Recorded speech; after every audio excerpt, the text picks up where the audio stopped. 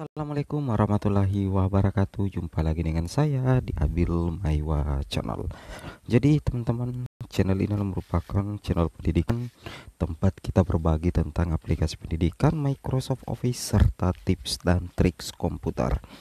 Jadi pada video kali ini teman-teman ya, kembali lagi admin akan mencoba mengupdate ya informasi terbaru seputar perkembangan P3K tahun 2024. Di sini kita membahas final 100% Bapak Ibu ya, 3 urutan pengisian formasi P3K 2024 yang tentunya menjadi peluang guru honorer negeri, guru swasta dan juga lulusan PPG. Kenapa kami katakan final 100%? Karena ini sudah dibahas langsung oleh pemerintah pusat, dalam hal ini Kemenpan RB Bapak Ibu ya. Tapi sebelum kita lanjut, bagi rekan-rekan yang baru pertama kali mampir di channel ini, jangan lupa tekan tombol subscribe dan aktifkan lonceng notifikasi agar setiap hari teman-teman bisa mendapatkan update informasi terbaru seputar perkembangan P3K tahun 2024. Baik Bapak Ibu, langsung saja kita tutup poin ke informasinya. Sebagaimana kita pahami bersama ya Bapak Ibu ya, bahwasanya untuk untuk pengangkatan menjadi ASN P3K itu dimulai dari kebijakan pengadaan Bapak Ibu ya, yang mana di sini kalau Bapak Ibu perhatikan semua ya, di sini jelas sekali terlihat ya bahwa untuk pengadaan pegawai ASN tahun 2024 itu ada dua ya, meliputi PPK khusus XTHK 2 dan pegawai non ASN, kemudian CPNS bagi talenta-talenta baru atau fresh graduate Bapak Ibu. Kemudian di sini untuk kategori jabatannya sudah ada juga terpampang di sini. Untuk jabatan fungsional guru itu dimulai dari CPNS dan P3K untuk instansi pusat, P3K untuk instansi daerah. Sedangkan jabatan fungsional di bidang tenaga kesehatan itu CPNS dan P3K untuk instansi pusat dan daerah.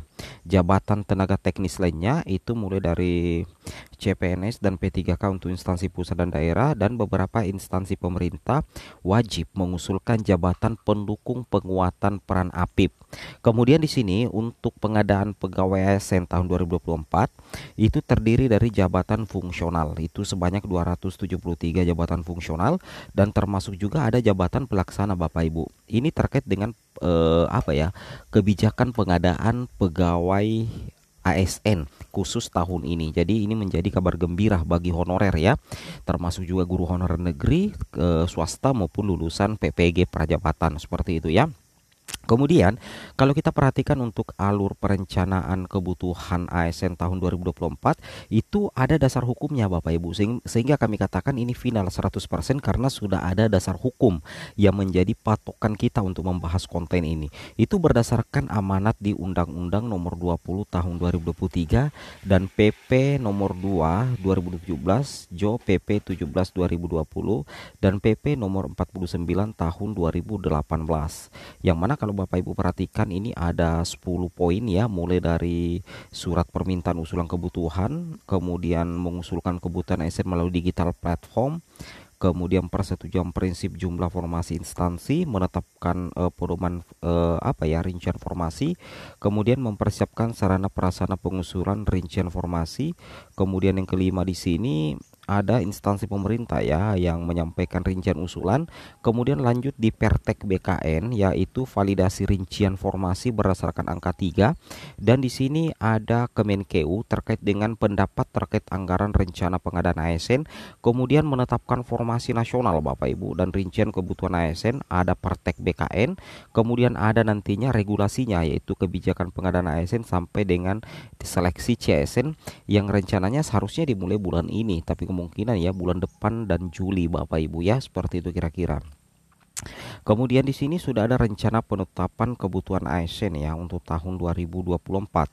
Yang mana di sini ada 3 poin ya. Poin pertama, penyusunan rincian kebutuhan ASN tahun 2024 itu telah dilakukan pada tanggal 15 Maret 2024 sampai dengan tanggal 29 Maret 2024 Bapak Ibu. Kemudian ada penyusunan rincian kebutuhan ASN diperpanjang hingga 30 April 2024. Kemudian data rincian kebutuhan telah disampaikan ke Kemenpan RB per 30 April 2024 ya. Ini berarti insya Allah ya untuk seleksi CASN mudah-mudahan bisa untuk bulan depan ataupun Juli Bapak Ibu. Nah kemudian untuk urutan ya, urutan pengisian formasi, di sini kita lihat dulu Bapak Ibu ya secara spesifik bahwa ada untuk 100% formasi CPNS ini memang diperuntukkan untuk umum ya. Maksudnya formasi CPNS ini 100% ditujukan kepada pelamar umum atau fresh graduate digital talent ya.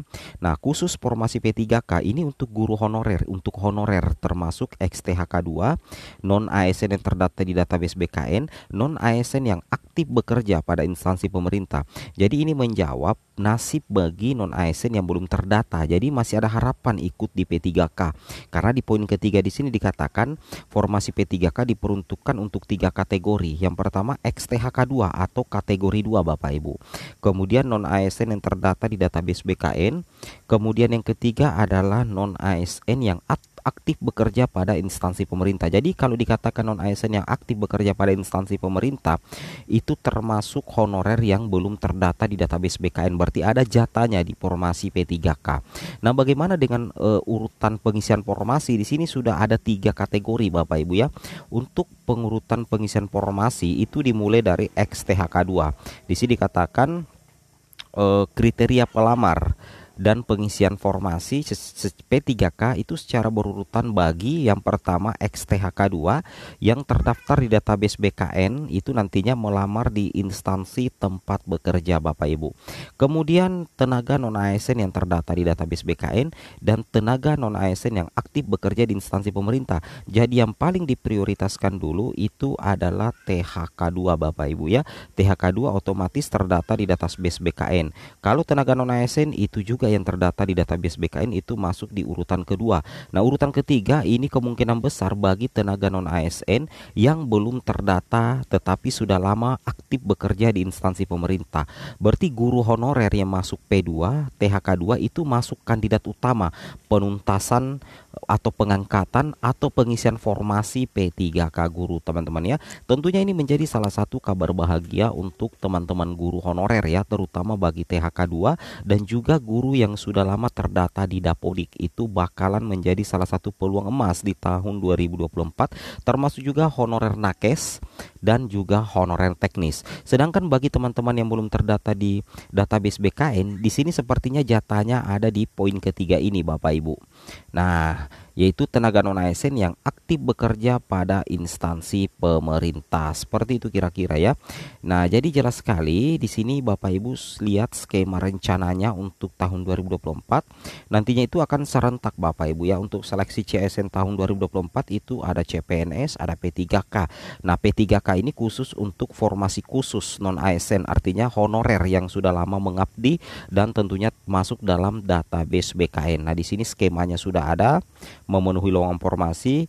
Kalau misalkan Bapak Ibu tidak memenuhi lowongan formasi, makanya nanti akan diangkat menjadi P3K paruh waktu Bapak Ibu.